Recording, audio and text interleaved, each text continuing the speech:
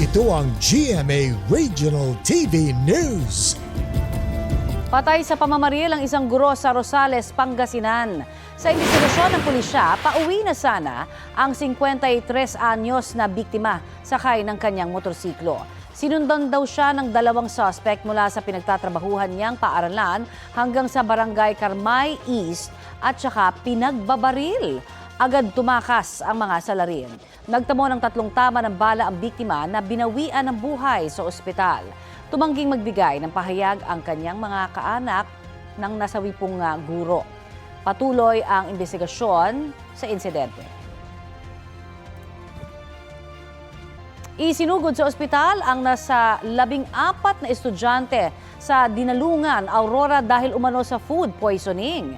Kwento po ng magulang ng isa sa mga batang na ospital, sumama ang pakiramdam ng mga estudyante matapos kumain ng nabiling kamoting kahoy na may palamang mani. Ibinenta raw yon ng kapwa nila estudyante sa likod ng paaralan. Sumakit ang tiyan, nanghina at sumuka raw ang mga estudyanteng edad 7 hanggang 8. Nagpapagaling pa sila sa ospital. Sinusubukan pang kuna ng pahayag ang pamunuan ng paaralan tungkol sa insidente.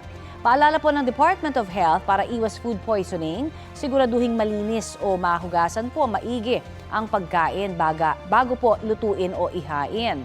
Gumamit ng malinis na tubig at iba pang sangkap sa pagluluto. Paghiwalayin din ang hilaw at lutong pagkain. Tiyaking naluto ng maigi ang pagkain bago ihain.